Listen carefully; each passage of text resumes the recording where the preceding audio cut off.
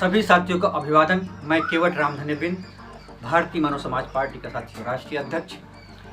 साथियों, इस समय उत्तर प्रदेश में जो जाति व्यवस्था को बात चल रही है, तमाम मुद्दे जो मीडिया जिस तरह दिखा रही है कि जातिवाद की व्यवस्था, हिंदू की व्यवस्था, रामचरितमानस की व्यवस्था, यह भारतीय जनता पार्टी के पास शायद कोई मुद्दा नहीं हो। शिक्षा पे बात नहीं करती, रोजगार पे बात नहीं करती, महंगाई पे बात करती, गरीबों के लिए बात नहीं करती। उसको घुमा फिरा कर साथियों हिंदू का एक एजेंडा दिखाना पड़ता है। साथियों, सबसे पहले मैं बात करना चाहता हूं कि बिंद केवट निषाद कश्यप, यह भारतीय जनता पार्टी के एजेंडा में था कि जब हमारी सरकार बनेगी तो हम इन जातियों को साथियों अति पिछड़े समाज को आरक्षण देने की बात कहेंगे। लेकिन साथियों 2014, 2017, 2022 भी साथियों आ गया। इसमें अति पिछड़े समाज के लोगों ने भारतीय जनता पार्टी की सरकार पे विश्वास करने का, भरोसा देने का काम किया। लेकिन यह भारतीय जनता पार्टी साथियों हम अति पिछड़ों को साथियों वोट लेने का काम करती है, गुमराह करने का काम करती है। लेकिन जब हमारे हक और हिस्सेदारी की बात आती है तो साथियों वे दरकिनारे करने का काम यह भारतीय जनता पार्टी और आरएसएस के इशारे पे अति पिछड़े समाज को, शोषित समाज को ये निचला और दबा कुचला समझने का काम करती है। सिर्फ चुनाव के समय बड़े बड़े वादे करते हैं हम अति पिछड़ों के लिए, शोषित समाज के लिए, लेकिन साथियों वह करती नहीं है। जैसे एक हिंदू बनाम शूद्र का मामला चल रहा है।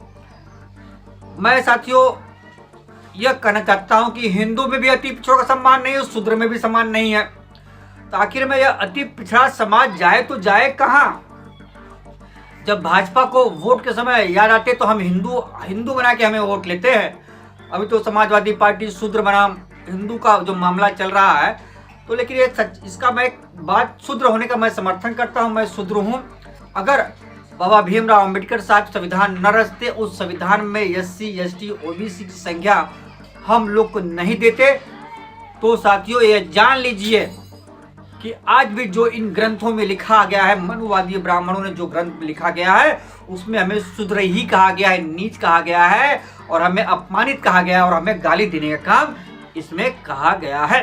हम रामायण के विरोधी नहीं, हम भगवान राम के विरोधी नहीं है, लेकिन जो उस रामचरितमानस के अंदर तुलसीदास दुबे जी ने जो लिखा है कि शूद्रों के बारे में, अति पिछड़े शोषित समाज के बारे में, एकदम निचले पायदान पे जो उन्होंने बात लिखी है साथियों, इसका हम विरोध करते हैं। और रही बात साथियों इस तरह जो स्वामी प्रसाद मौर्य जी और बिहार के चंद्रशेखर यादव जी, और इस समय जो मेरे बड़े भाई है, मैं देख रहा हूँ सोशल मीडिया पे, मुझे अच्छा भी लग रहा है कि साथियों देखिए भगवान बुद्ध जी ने कहा था कि तार्किक बनिए, बुद्धम शरणम गच्छामि। अगर हम ये शोषित अति पिछड़ा समाज अगर बुद्धि की तरफ जाता है तो उसे सोचने और समझने की शक्ति मिलती है। तो साथियों उन्होंने यह भी कहा था कि मेरी बातों को साथियों आप पूर्ण रूप से न माने, तर्क करिए, आपकी कसौटी पे अगर खरा कोई चीज उतरे तो ही मानिए। इसीलिए साथियों रामचरितमानस है वह अति पिछड़े समाज पे कसौटी पे खरा नहीं उतर रहा है। हमारे बड़े भाई रामलौटन निषाद जी जो इस समय बढ़ चढ़ कर एक अति पिछड़े शोषित समाज के हकाधिकार के लिए जो आवाज उठा रहे हैं, मैं केवट रामधन्य बिंद भारतीय मानव समाज पार्टी की तरफ से रामलौटन भैया जी का मैं पूर्ण रूप से उनका समर्थन करता हूं। यह मुझे खुशी हो रही कि निषाद समाज बिंद केवट कश्यप समाज में भी कोई तार्किक बुद्धिजीवी रामलौटन भैया जैसा कोई व्यक्ति है जो गलत को गलत और सही को सही करने की क्षमता रखता है। साथियों हम किसी पूरे रामायण का विरोध नहीं कर रहे हैं, हम किसी ग्रंथ का विरोध नहीं कर रहे हैं, लेकिन साथियों जो उसमें लिखी हुई बातें हैं उसका हम विरोध कर रहे हैं। आज जैसे अति पिछड़े समाज के लोगों ने वोट दिया, बिंद केवट निषाद समाज के वोट दिया, बीजेपी ने आरक्षण के नाम पे वोट लेने का काम किया। हाँ, उसमें बीजेपी हमारे एक सहयोगी भारतीय जनता पार्टी में महाफना जी, आज वो आरएसएस और भारतीय जनता पार्टी के एजेंट बन गए हैं। अब कहाँ गया वो आरक्षण की बात कहाँ गई? उन्हें सोचना चाहिए।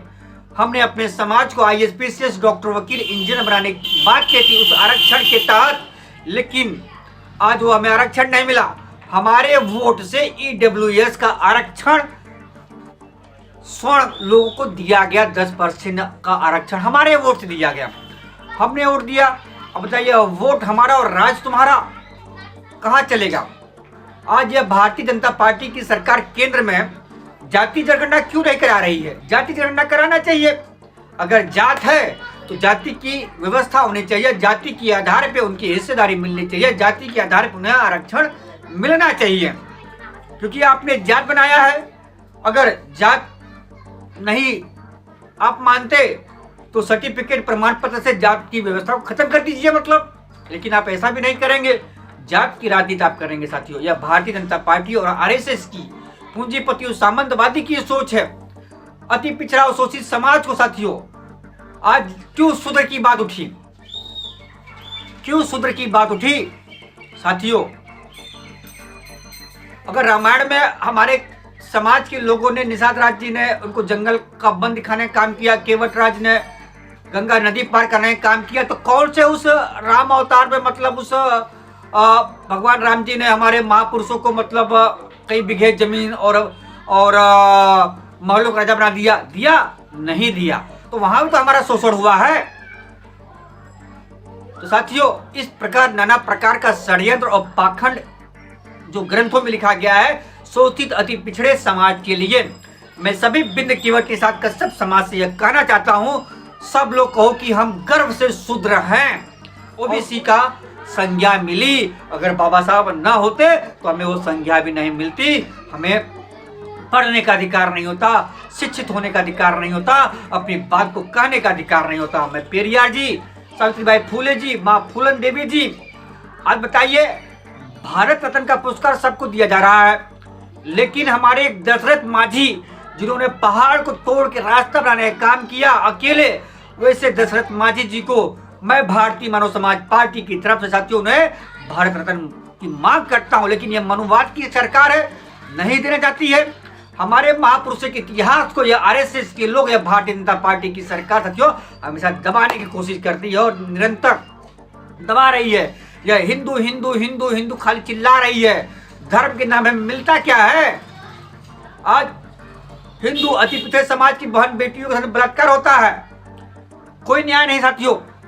तो साथियों इसलिए मैं साथियों रामचरितमानस में हमारे बड़े भैया का जो बयान राम लोटन निषाद जी का है उसका मैं पूर्ण रूप से समर्थन करता हूं और सभी अति पिछड़े शोषित समाज को अपने हक अधिकार के लिए, अपने हिस्सेदारी के लिए साथियों आवाज उठाने की आवश्यकता है। और अंबेडकर की बातों को, सावित्रीबाई फुले जी की बातों को, भगवान बुद्ध जी की बातों को साथियों हमें चलने की आवश्यकता है। इसलिए मैं सभी को कहता हूं अति पिछड़े शोषित समाज को लामबंद हो जाइए और एक नया इतिहास रचने का काम करिए साथियों, और संविधान बचाने का काम करिए साथियों। अगर संविधान नहीं रहा तो आने वाले समय में हम अति पिछड़े समाज के लोग साथियों गुलामी की जंजीरों में साथियों फिर बन जाएंगे।